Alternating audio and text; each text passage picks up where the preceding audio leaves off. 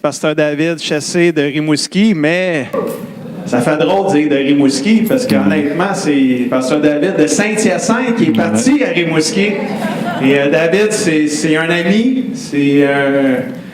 David a été mon bras droit, si on peut dire ça, ici à l'Église les 5 dernières années avant qu'il parte pour Rimouski. C'est un ami, un compagnon dans le ministère, un cousin par alliance.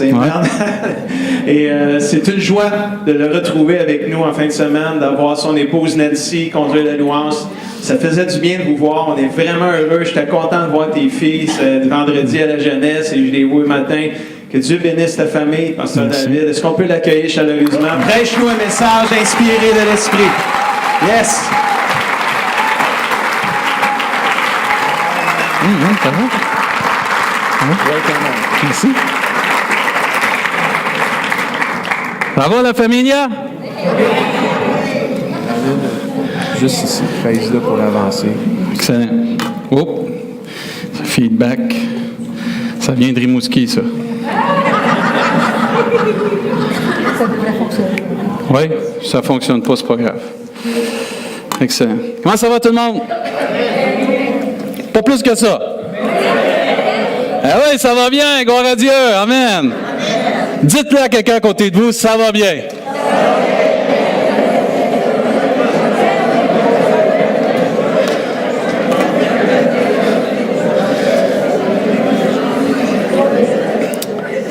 Si vous avez vos Bibles, j'invite à tourner dans 2e Roi, chapitre 13. 2e Roi, chapitre 13. Je n'ai pas de titre à ma prédication ce matin parce qu'on va toucher à plusieurs choses. Si ça fille d'encore de même, je vais changer de micro. Je vais juste me dire parce que je ne serai pas capable de toffer ça longtemps. OK. Hey, c'est vraiment le fun d'être parmi vous. C'est une bénédiction d'être parmi vous, de revenir chez nous. On est des gens de Saint-Hyacinthe, nés à Saint-Hyacinthe, formés à Saint-Hyacinthe. On est bénis. On a des gens de Rimouski avec nous autres ce matin pour nous ramener à Rimouski.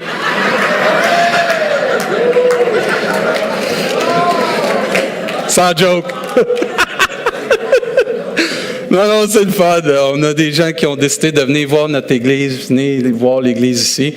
Je suis content aussi que Pascal et Mylène ils ont pu faire la louange avec l'équipe ici de Saint-Hyacinthe. Ça fait plusieurs fois qu'on fait un échange Saint-Hyacinthe, Rimouski, Rimouski, Saint-Hyacinthe. Vous savez, mon désir, c'est d'emmener le plus de personnes de Saint-Hyacinthe à Rimouski pour faire le ministère, OK?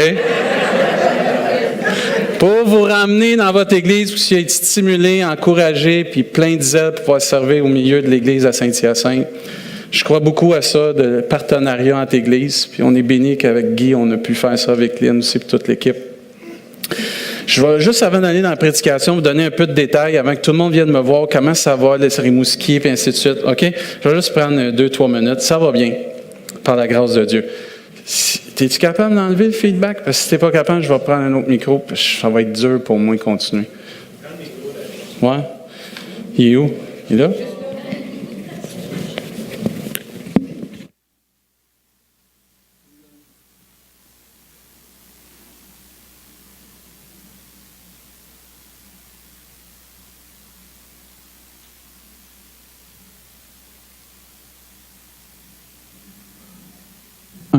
Yes. C'est l'autre?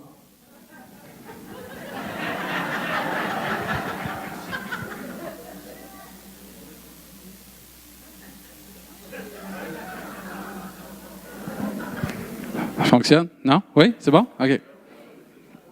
Là, s'il y en a un autre, je ne le prends pas.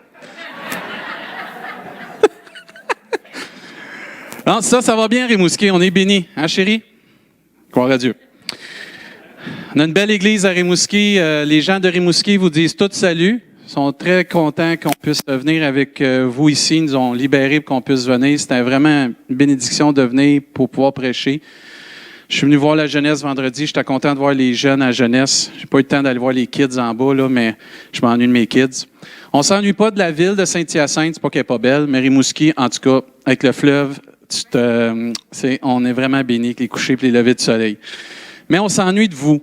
Sincèrement, on s'ennuie de l'Église, on s'ennuie des gens, on s'ennuie du cheminement qu'on a fait avec vous. Mais le Seigneur est vraiment bon. Dans la dernière année, le Seigneur a mis sa main sur notre Église. On a quasiment doublé en 1 an dans l'Église. Le Seigneur fait vraiment son œuvre. On a des âmes qui se convertissent au Seigneur. Salut Julie, ma partenaire. Ça fait longtemps que je t'ai pas vu. Beaucoup de gens acceptent le Seigneur, beaucoup de gens reviennent au Seigneur, beaucoup de gens s'épanouissent. On a eu 19 Congolais qui sont arrivés avec l'immigration. Ça a été tout un défi, mais le Seigneur nous aide à relever ce défi-là, de les intégrer dans l'Église, les aider à s'épanouir dans l'Église. C'est des personnes qui sont arrivées des camps réfugiés dans Tanzanie. Ça veut dire qu'il n'y avait rien quand ils sont arrivés. Le Seigneur a permis qu'on a pu les aider, puis qu'on a pu les accompagner dans leur cheminement. Puis là, c'est beau de les voir, là, tranquillement, pas vite, s'acclimater au froid.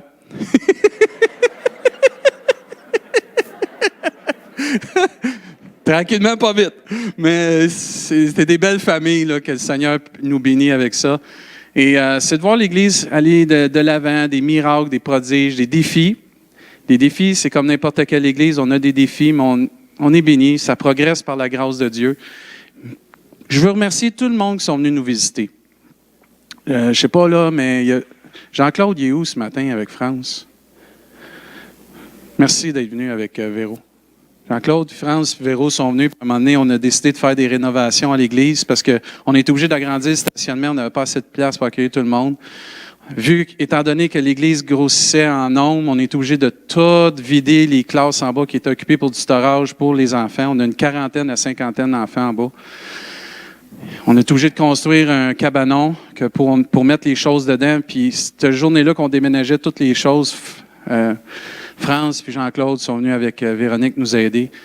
Il y a plusieurs personnes qui vous êtes venus nous voir. C'est Ben, Sophie, merci pour tout le ministère que vous avez fait avec nous. Là. Denise, qui est venue prêcher. Isabelle, qui est venue nous aider pour le ministère des femmes. On avait quasiment une visite à toi et moi. On était quasiment rendu une auberge. Puis, c'était bénissant de voir les gens, puis de communiquer avec les gens. Puis même, un moment donné, on avait notre barbecue cet été, puis je pense qu'on avait 11 personnes de Saint-Hyacinthe à notre barbecue. Puis c'était même pas parler entre eux autres, ils sont tous arrivés en même temps, c'était tellement le fun.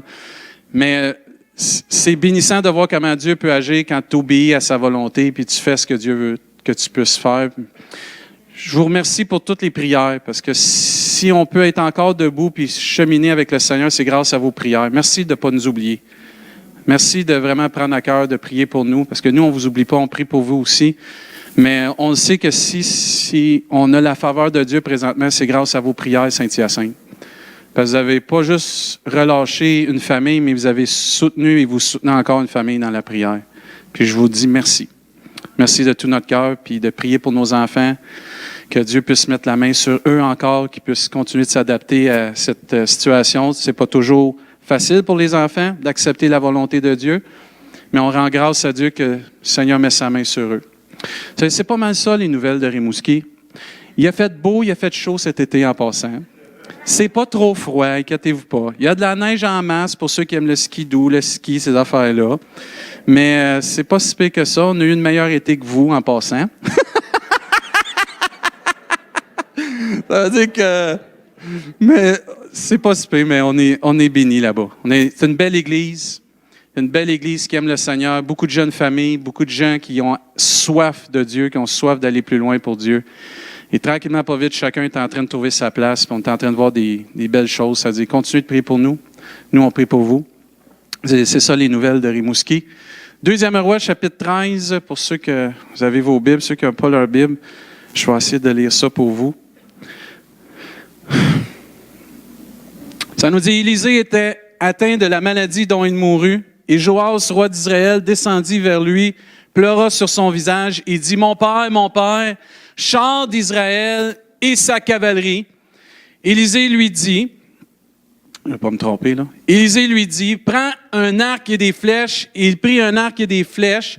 Puis Élisée dit au roi d'Israël, bande l'arc avec ta main. Et quand il eut bandé de sa main, Élisée mit ses mains sur la main du roi. Et il dit, ouvre la fenêtre à l'Orient, et il l'ouvrit. Élisée dit, tire, et il tira.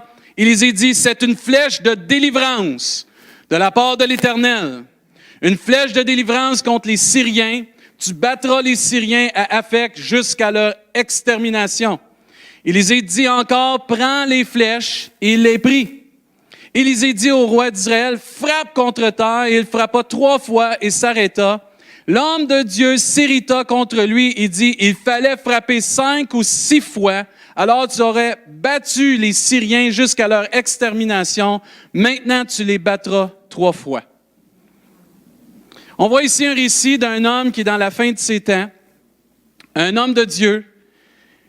Et on voit ici au verset 14, Élisée était atteint de la maladie dont il mourut, et Joas, le roi d'Israël, qui aimait Élisée parce que c'était un homme qui le conseillait, qui aimait Élisée parce que c'était un homme qui était protecteur du peuple de Dieu. Et quand il entend qu'il est sur le bord de quitter, il court vers cet homme-là parce que cet homme-là a eu un impact dans sa vie. Cet homme-là avait eu un impact dans sa vie et dans la vie d'Israël. Et on voit qu'il court vers lui, puis il descendit vers lui, puis il pleura sur son visage et il dit, mon père, mon père. Et puis là, il lui dit, char d'Israël et sa cavalerie. Dans toute la défense d'Israël, dans toute la défense de ce peuple-là, aucune armée n'avait apporté ce qu'un homme pouvait apporter à tout le peuple de Dieu. Cet homme-là, rempli de la puissance de Dieu, avait eu tellement un impact sur le peuple qu'au lieu d'aller voir toute la cavalerie, il est allé nommer devant cet homme-là, mon père, char d'Israël, puis là, il lui dit aussi, et sa cavalerie. Est-ce que nous sommes encore des personnes qui ont un impact autour de nous? Est-ce que ma vie et votre vie ont un impact tel dans la vie des personnes en entour de nous que les gens viennent nous voir lorsque c'est temps des difficultés, qu'il y a des combats, des détresses? Prie pour moi. Prie pour moi. J'ai besoin de prière. J'ai besoin que tu m'aides. On doit devenir des hommes et des femmes qui vont impacter leur société. Et j'aime ici que c'est pas juste un enfant de Dieu, c'est le roi d'Israël qui vient le voir. Est-ce qu'on a un impact dans toutes les personnes et les sphères de notre communauté, frères et sœurs? L'Église, et là je m'adresse au CCDM ce matin. Vous êtes chers à mon cœur. Moi, j'y crois au CCDM. Je suis peut-être à Rimouski, mais j'y crois en petit père. Vous n'avez pas catché celle-là? À la vision puis l'appel qu'il y a sur le CCDM. Le CCDM, le Carrefour chrétien du plein évangile, non, le Carrefour chrétien des Mascoutins, est appelé à avoir un impact plus que qu'est-ce que vous vous imaginez, frères et sœurs. La sphère d'impact du CCDM doit être plus que juste les chrétiens dans le bâtiment ici. Il faut que les gens viennent cogner à cette porte, cogner à la porte du pasteur Guy, dire « Prie pour nous, prie pour notre ville, prie pour notre conseil, prie pour la chambre de commerce, prie pour les entreprises, priez pour nous, CCDM, parce que si vous ne priez pas pour nous, on ne pourra pas s'en sortir. » Il faut que les gens dans nos familles puissent voir qu'on a un impact tellement qu'ils disent « Je suis débousselé dans tout ce qui arrive. Il faut que j'aille voir quelqu'un de confiance. Il faut que j'aille voir quelqu'un qui a de la puissance. Il faut que j'aille voir quelqu'un qui peut faire une différence dans ma vie. » Pas la police, pas les pompiers. Surtout pas nos politiciens. En passant, c'est le temps de voter. Mais une main d'association avec eux. C'est pas des exclure. Il faut travailler avec ces gens-là. L'Église est appelée à avoir une main d'association avec sa société et sa communauté. Moi, je le crois de tout mon cœur. Et plus nous allons avoir un impact, plus les gens vont nous appeler Père, Père, char d'Israël et sa cavalerie. C'est fort quand tu es capable d'appeler quelqu'un ton Père. C'est que tu as confiance qu'il peut t'aider, tu as confiance qu'il peut prendre soin de toi. Ce roi avait tellement confiance dans cet homme, qui était un homme de Dieu, qui était un homme selon le cœur de Dieu, qui était un homme rempli tellement d'une puissance qui n'était pas ordinaire, qui était divine, allait vers lui. Et il avait besoin d'entendre ce qu'il avait à dire. Parce que l'ennemi est en train de se lever contre Israël. Et je nous mets au défi, CCDM, parce que je fais encore partie de vous. C'est pas parce que je suis parti à Rimouski que je ne fais plus partie du CCDM. CCDM va toujours être tatoué, gravé dans mon cœur. Parce que j'ai vu le miracle de 3 églises fusionnées par la grâce de Dieu et devenir un au nom puissant de Jésus. Mais je veux vous faire rêver ce matin. Pasteur Guy, c'est venu fort dans mon cœur. Arrête pas de rêver, mon chum. Tu te souviens des conversations qu'on avait dans ton ancien bureau? C'était long. Mais on rêvait toujours à qu'est-ce qui s'en vient, qu'est-ce qu'on va devenir, qu'est-ce que Dieu peut faire avec le CCDM. Je t'encourage, man. Lâche pas de rêver. Fonce, man. Puis personne ici, là, t'empêche de rêver. Tu me les emmèneras à Rimouski. Vous êtes appelés à plus que qu'est-ce que vous pensez, frères et sœurs. Cette Église doit avoir un impact plus que dans sa ville, dans sa province. Vous êtes appelés à avoir un impact dans la francophonie. Je le crois de tout mon cœur. Moi, je prie que le CCDM et les membres de cette Église, vous puissiez devenir cette Église. Pas que vous ne l'êtes pas, là, comprenez, là, c'est pas ça que je veux dire. Mais vous avez un thème cette année, d'être assoiffé de plus. Amen. Ça fait partie d'être assoiffé de plus, de vouloir plus que qu'est-ce que Dieu a pour vous maintenant. Vous avez les ressources, vous avez l'amour, vous avez la capacité par la grâce de Dieu, parce que Dieu nous rend capables de toutes choses, d'accomplir de grandes choses pour son royaume. Vous avez manqué de dire amen, là. Citron, come on!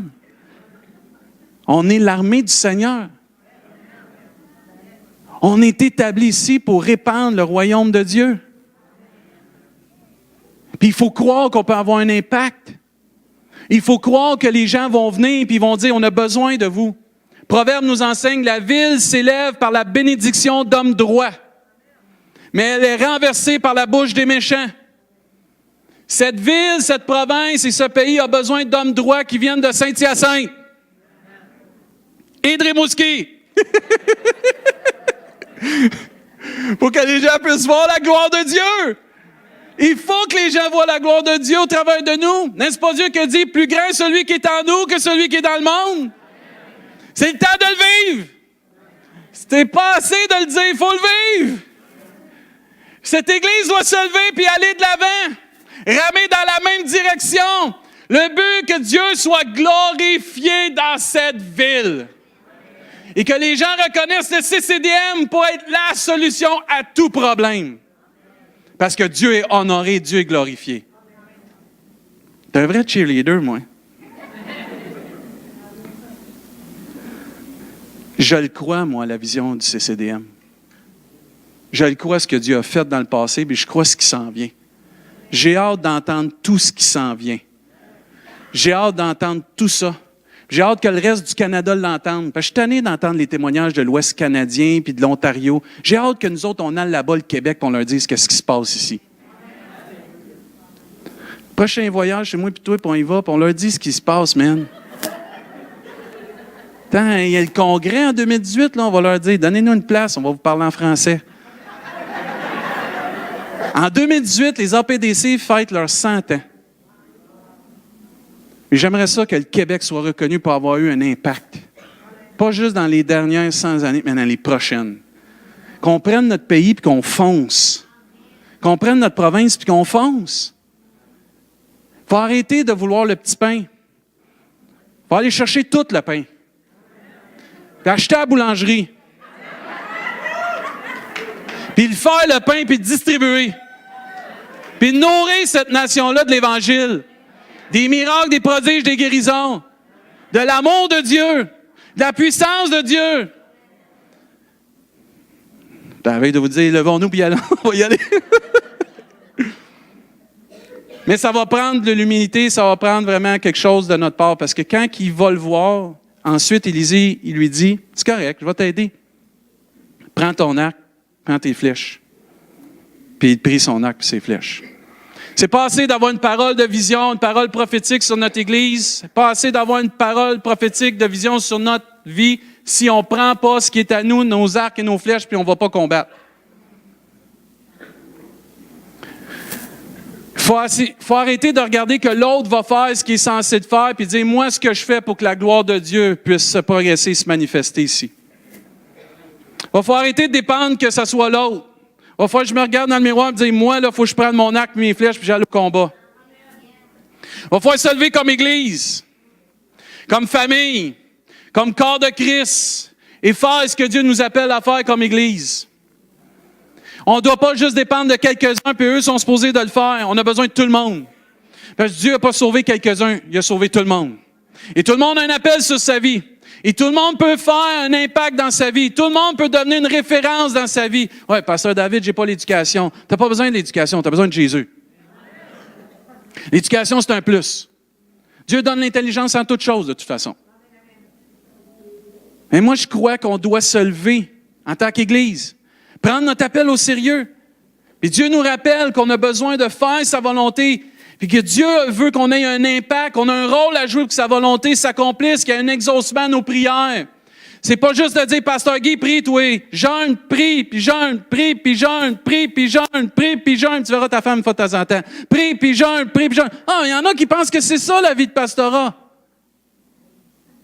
C'est pas ça. Pasteur Guy, il fait partie de la solution autant que vous. Mais il a besoin de tout le monde en arrière de lui pour qu'il puisse accomplir ce que Dieu met dans son cœur. Sans l'appui de l'Église, vous pouvez mettre n'importe quel pasteur, il n'y aura pas de progrès. Chacun des leaders ici a besoin de votre appui. Chacun des pasteurs a besoin d'être soutenu, pas juste dans la prière, mais lâche pas, mon chum. Lâche pas, mon chum. Lâche pas, pasteur. Lâche pas, mon leader. Je suis content de ce que tu fais pour nous. Puis je prie pour toi, puis je vais t'aider. Qu'est-ce que tu veux que je fasse pour t'aider? Qu'est-ce que tu veux que je fasse pour t'alléger? Qu'est-ce que tu veux que je fasse pour que Dieu puisse être glorifié? Imaginez que lundi matin... Ah non, c'est vrai, il est parti jouer au golf. Mardi matin... Mardi matin, quelqu'un frappe... Toute la moitié de l'Église vient frapper au bureau du pasteur. Puis, Pasteur Guy, qu'est-ce que tu veux que je fasse pour aider à l'Église? Qu'est-ce que tu veux que je fasse pour améliorer? Qu'est-ce que tu veux que je fasse? Qu'est-ce que tu veux que je fasse? Pasteur Guy, là, il va être renversé puis il va être béni. Mais vous allez être béni. Une Église qui travaille, une Église qui bourdonne, c'est une Église qui ne critique pas. Plus l'Église est active, moins elle critique. Plus elle est assise sur son steak, plus elle critique.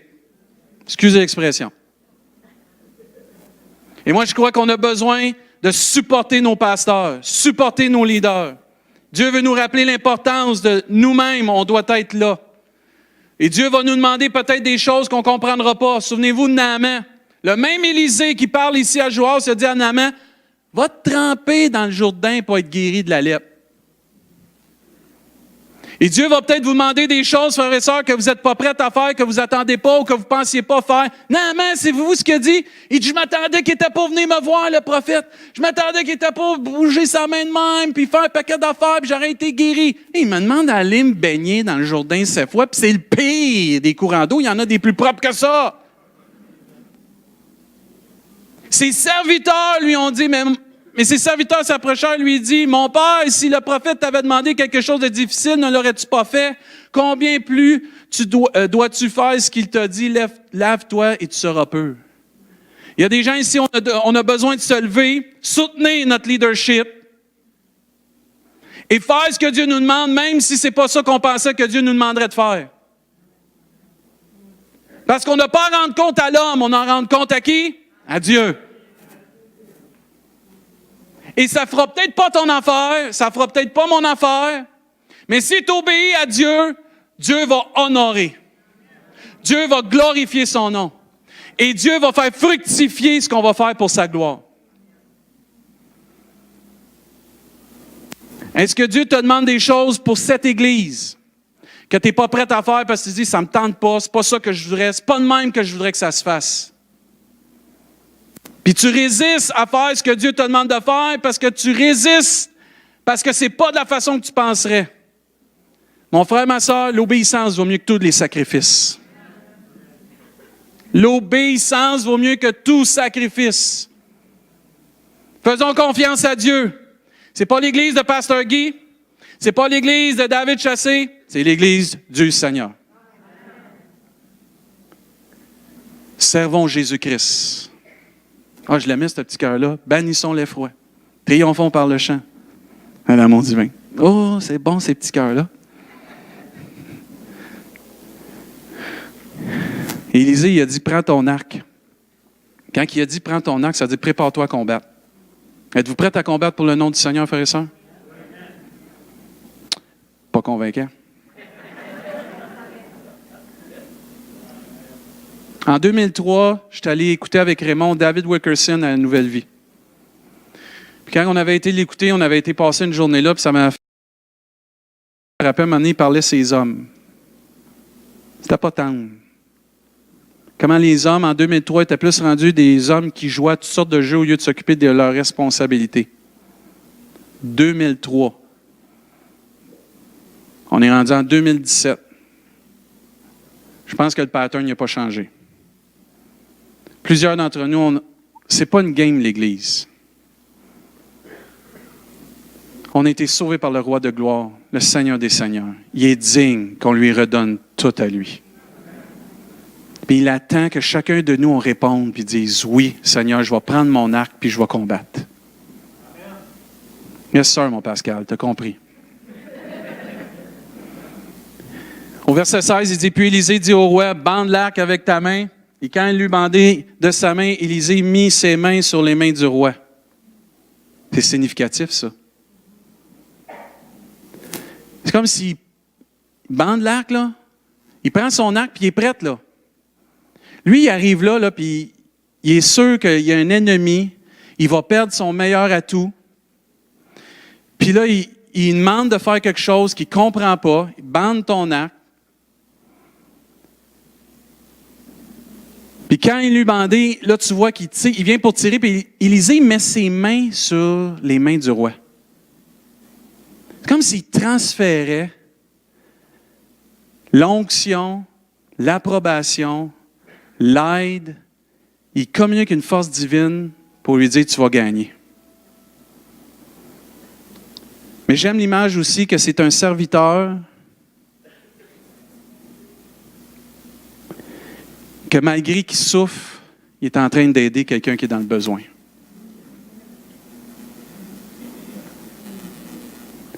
On ne sait pas tout ce qui se passe dans le cœur de Pasteur Guy. Je t'aime, mon chum. Plusieurs serviteurs de Dieu. Les gens, vous ne savez pas qu'on souffre, mais quand vous venez cogner à notre porte, on est toujours en train de là pour vous aider.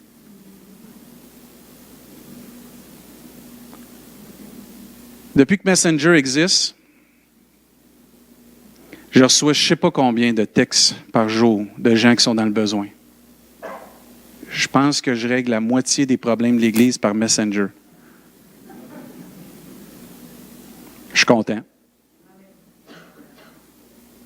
Mais les gens ne se rendent pas compte des fois de quand nous on souffre comme serviteurs, ce que ça demande des fois d'aider ceux qui souffrent. Et je crois qu'il faut soutenir nos serviteurs, nos servantes. Je pense à Denise aussi, je pense à Pasteur Stéphane, Pasteur Guy. Qu'ils sont souvent là pour nous aider, ils sont souvent là pour prendre soin de l'Église. Puis des fois, on oublie qu'on les prend pour... qu'ils vont toujours être là. C'est son appel. Il est appelé à faire ça. J'ai-tu entendu ça, moi, dans mon jeune temps? C'est son appel. Dieu va le restaurer. Ben oui. On voit ici un homme qui est dans ses derniers jours, qui vient à aider quelqu'un. D'une image, il souffre, là. Mais dans son corps, dans son âme, peu importe s'il souffre, dans sa difficulté, il va aider celui qui vient parce que il sait que c'est ça que Dieu l'appelle à faire, d'aider les gens que Dieu va lui emmener. Et cet amour, frères et sœurs, c'est pas juste un amour parce que tu as le titre de pasteur. Moi, je me suis déjà fait dire, tu es obligé de répondre à mes messengers, tu es pasteur. Il y a des personnes, des fois, on ne réalise pas qu'on surtaxe. Puis on va là, puis on surtaxe, puis on s'imagine qu'ils sont obligés de faire ça. Les pasteurs, les serviteurs de Dieu, ou les servantes de Dieu ne sont pas obligés. Tout ce qu'ils font, c'est par amour. Par amour pour l'Église, par amour pour Dieu, par amour pour chacun d'entre nous. Je ne suis pas obligé de répondre aux messengers quand les gens m'écrivent. Je le fais parce que je les aime. Puis je veux les voir grandir et s'épanouir. Mais je me dis, il faut, comme Élisée, Devenez ces hommes et ces femmes d'impact, mais aussi qui ont une compassion pour les autres, mais qui ont une compassion pour nos serviteurs et nos servantes. Il est là, puis il touche ses mains. Là. Il est en train de souffrir. L'autre, là, il voit que l'ennemi est là. Il pense même pas, es-tu bien? Ça parle même pas d'une conversation, comment qu'il va. Tout de suite, aide-moi, Élisée. Élisée. Tout de suite, aide-moi. Élisée, qu'est-ce qu'il fait? Il l'aide. Vous savez, être pasteur, ce n'est pas un appel de 10 ans. Ce n'est pas un appel d'un an. Un appel d'une vie. Quand tu es appelé à l'œuvre, tu es appelé toute ta vie. Moi, je rends grâce à Dieu pour l'appel. Je rends grâce pour que Dieu nous appelle, puis quand il nous appelle, il nous donne la capacité, mais on a besoin du support de l'Église. Dernièrement, dans notre région, il y a un pasteur qui avait fait une transition pastorale. Il était parti d'une ville à une autre. Tout s'est très bien fait. Il a quitté son église, ça a très bien été. Il est allé dans l'autre église. 3 mois après, il a donné sa démission. Quand il a commencé à prêcher, des gens de l'église sont allés le voir et ils ont dit « Tu ne devrais pas prêcher ici ». Ils ont commencé à vouloir le manipuler, ils ont commencé à vouloir lui mettre des restrictions, ils ont commencé à vouloir... Il a dit « Tant qu'à me battre, je vous mets ma démission ». Puis il est parti. 45 ans, le gars. Ça ne pleut pas des pasteurs de 45 ans. Puis on est en train de détruire notre relève, on est en train de détruire nos serviteurs parce qu'on leur demande tellement qu'on ne les supporte pas autant qu'on en demande d'eux. Grande réflexion ce matin. On veut une relève, mais il va falloir supporter. On veut que nos pasteurs durent longtemps, il va falloir les supporter. Comment dites Amen?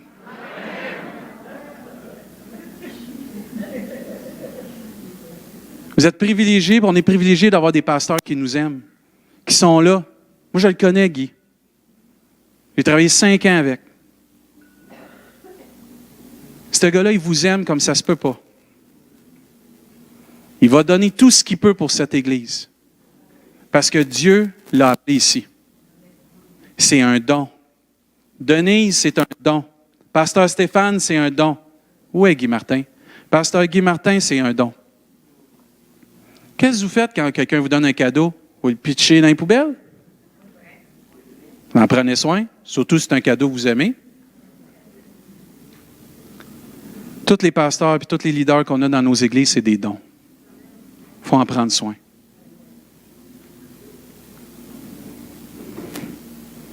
Il continue, il n'a pas terminé.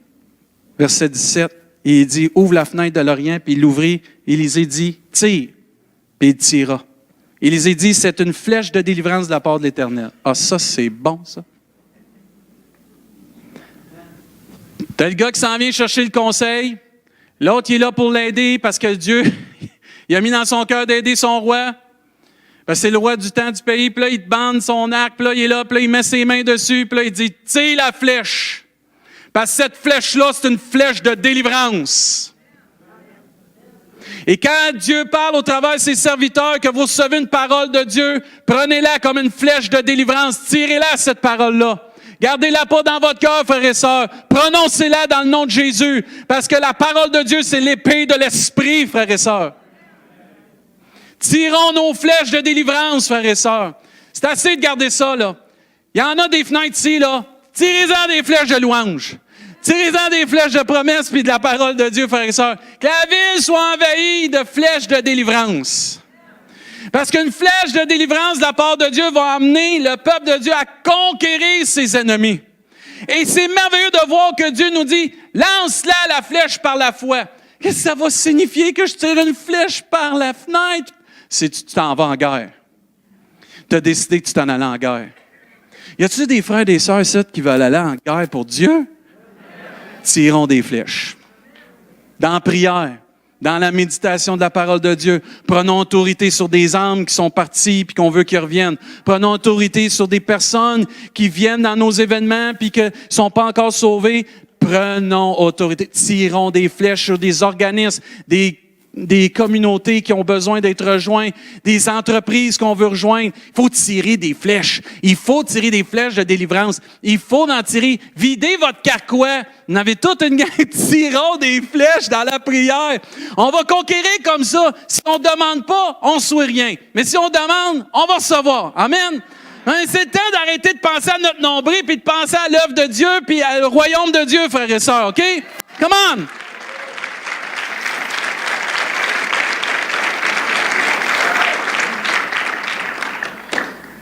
C'est beau ce que Dieu veut faire. C'est symbolique ce que Dieu veut faire.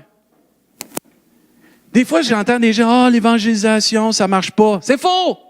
« il n'y a pas d'âme qui vient au Seigneur. » C'est faux! Tant que tu vas penser de même, il n'y en aura pas. Mais si tu dis, Dieu va remplir notre église, puis on va être obligé, Dan puis Mario sont où? Les gars, préparez les dessins, allez remplir notre église, OK? Comment?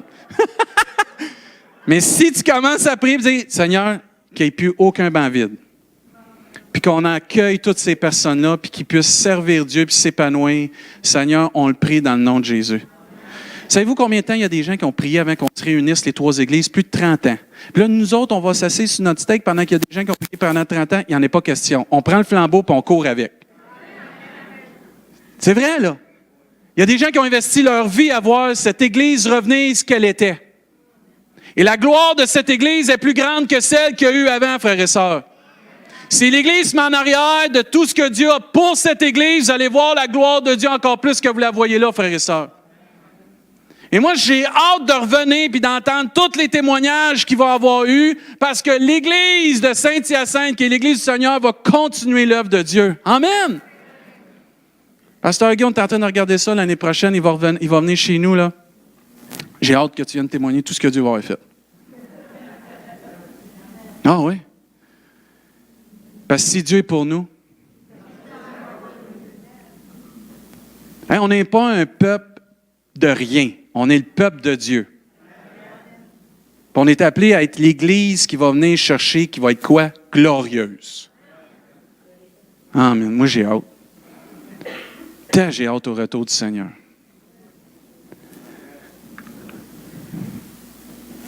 Il lance sa flèche de délivrance, il déclare la guerre, mais il fait quelque chose qu'il n'aurait peut-être pas dû. Et il dit, prends le reste de tes flèches dans ton carquois, puis il frappe à terre. Il dit, prends les flèches, là, puis il frappe par terre. Là, il a frappé combien de fois? Juste 3 fois. Il y en avait plus dans son carquois que 3. Mais il a décidé de frapper 1 fois, 2 fois, 3 fois, il a arrêté. Mais Dieu avait dit, prends les flèches.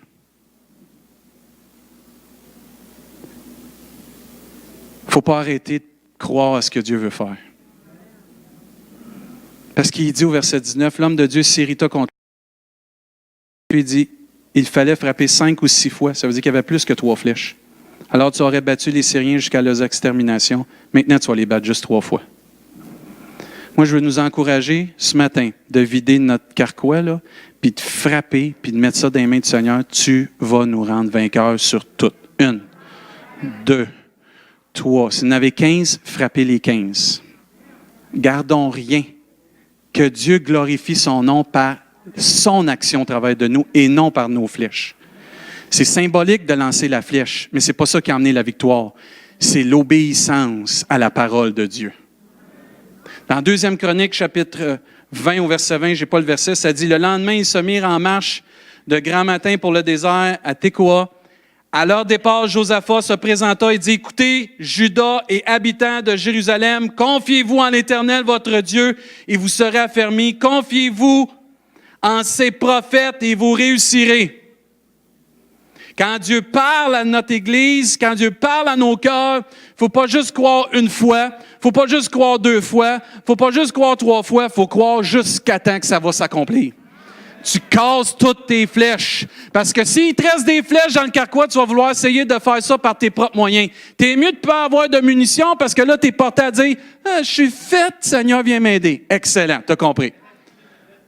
Et Dieu veut qu'on libère tout ce qui est en arrière qui nous empêche que la volonté de Dieu s'accomplisse avec le CCDM. On vide ça, ce carquois-là. On veut la gloire de Dieu ce matin. On vide tout ce qui peut m'empêcher de croire à ce que Dieu veut faire avec le CCDM, avec ma vie, avec ta vie, qu'on devienne une église qui a un impact, ma vie devienne un impact.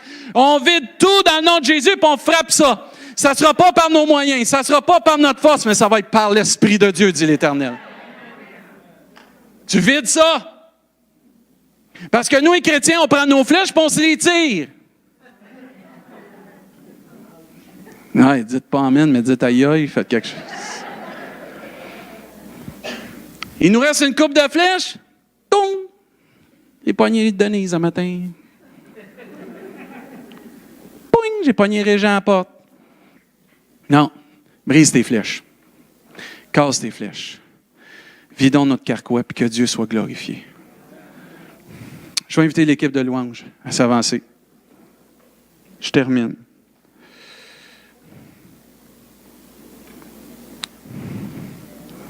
Vous savez, quand Élisée s'est fait dire « Mon père, char d'Israël et sa cavalerie », Élisée avait prononcé les mêmes paroles quand Élie est parti.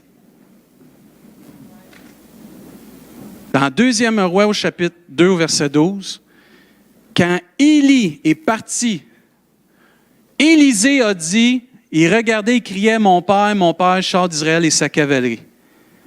Il ne le vit plus, saisissant alors ses vêtements, il les déchira en 2 morceaux. Élie et Élisée étaient des hommes qui avaient un impact dans leur temps à eux. Dans leur court temps, ou peu importe le nombre d'années qu'ils ont été sur cette terre, ils ont eu tellement un impact sur les gens qui les entouraient, positif. Ils ont tellement eu un impact pour les encourager les gens qui étaient là, aider les gens qui étaient là, qui étaient devenus des références pour les autres. Et même Élisée a dit à Élie, « T'es mon père, t'es mon char, t'es ma cavalerie. Si t'es plus là, qu'est-ce qui va m'arriver? » Et c'est pas que je veux qu'on tourne nos regards et tout notre espoir vers les hommes, mais Dieu va se servir des frères, des sœurs, des hommes pour nous encourager. Parce que le corps de Christ est appelé à se soutenir et à se tenir ensemble. On est soudés par l'amour de Dieu. On est soudés par la paix qui est le lien par perfection, l'amour de Dieu. Et si j'ai besoin, je sais que Tony, si je l'appelle, il va descendre à Rimouski. Oui.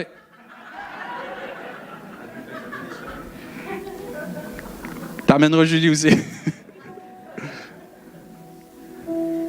Tony, il sait que je l'aime. Puis je le sais qu'il m'aime.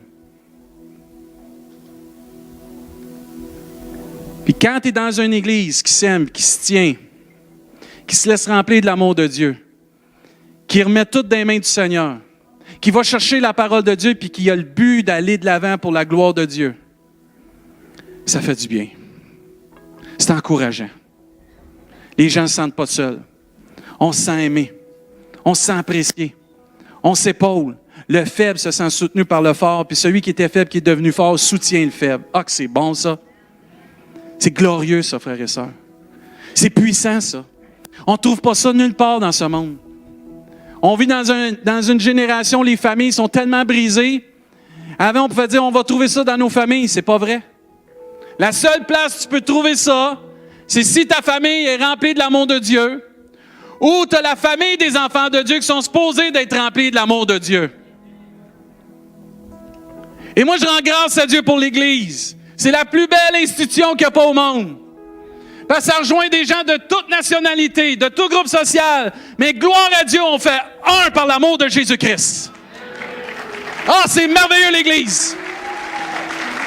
C'est puissant, l'Église.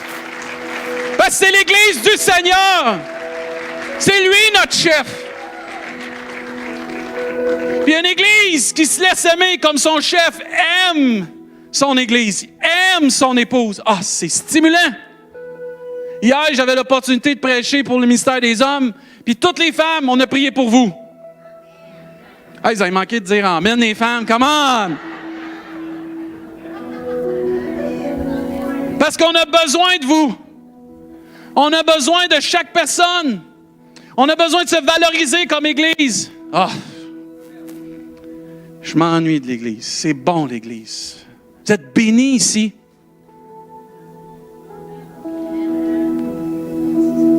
Vous êtes bénis à Saint-Hyacinthe. Il y a une onction sur Saint-Hyacinthe. Ah. On est bénis, par exemple, à Rimouski, nous autres ici, par exemple. Merci, sœur, mon Pascal.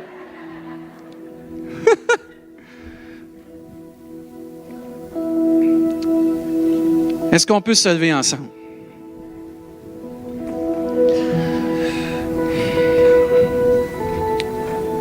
Ce qui a fait la différence dans Élie et Élisée, la Bible nous enseigne que Élie était un homme comme nous. Et ce matin, tu peux avoir un impact dans cette Église plus que tu penses si tu décides de dire oui à Dieu. Tu peux avoir un impact pour cette société, cette communauté si tu dis oui à Dieu. Si tu veux vivre pour toi-même, tu vas récolter juste des choses pour toi-même. Mais si tu veux vivre pour Dieu, si tu veux vivre pour les autres, si tu veux vivre un temps où tu vas avoir un impact sur les autres. Parce que l'être humain, il n'est pas appelé à vivre sa petite vie, il est appelé à avoir un impact avec les gens. D'inspirer les gens. Puis si tu ne crois pas à ça, tu as juste à regarder ton épouse. C'est un don de Dieu qui t'inspire à devenir l'homme que tu es supposé devenir. Ou de regarder ton époux que c'est un don de Dieu pour devenir l'épouse que tu dois devenir. Tes enfants, malgré que tu te serrais le cou des fois, sont supposés t'inspirer à devenir les parents que tu dois devenir en Jésus-Christ. Mais ces hommes-là avaient quelque chose, entre autres. Pas qu'ils les mettaient à part de tout le monde, pas qu'ils les rendaient supérieurs à tout le monde, mais qu'ils distinguaient parce qu'ils étaient remplis de la puissance de Dieu. Élie, c'était un homme rempli de la puissance de Dieu. Élisée était rempli d'une double portion de la puissance de Dieu. Et ce matin, moi, j'aimerais qu'on fasse un geste significatif pour le CCDM et pour l'Église du Seigneur. Êtes-vous prêts? Non, êtes-vous prêts? OK. On va se relâcher, là. Vous allez devenir un raz de marée, là, de bénédiction pour cette ville. Pour le Québec. Moi, je vais entendre les vagues là, qui reviennent jusqu'à Rimouski parce que le fleuve monte jusqu'à là-bas. Là. Vous avez la petite rivière Yamaska, là, mais c'est pas grave.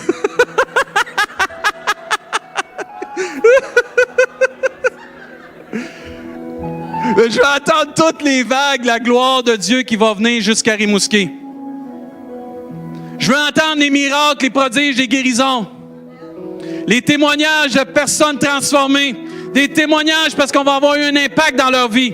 Qu'on va avoir donné des paroles de vie. Qu'on va avoir lancé des flèches de délivrance. Qu'on va avoir vidé nos flèches pour on va les avoir données au Seigneur. Fais de nous ce que tu veux. Fais de cette Église ce que tu veux, mais fais-la rayonner. Êtes-vous prêts? Êtes-vous sûr que vous êtes prêts? Sûr, vous êtes prêts, là? Je vais vous demander de faire un pas de foi. J'aimerais ça que l'équipe dirigeante puisse venir en avant ici, me regarder. Oui, gênez-vous pas, vous savez c'est qui? Ah, avec vos épouses. Faites face à moi, par exemple. Les anciens, approchez parce que... Ah, tu vas les appeler? OK, non, mais je veux juste être sûr. Diacre, ancien. Non? Mais c'est l'équipe dirigeante. Reste là, toi. Gâche pas mon appel. Je veux les pasteurs et les anciens en avant, puis je veux les diacres en arrière d'eux autres. Les diacres, emmenez vos épouses. Les anciens, emmenez vos épouses. S'il vous plaît. Gigi, j'aimerais ça que tu y ailles. Faites 2 belles lignes. Là.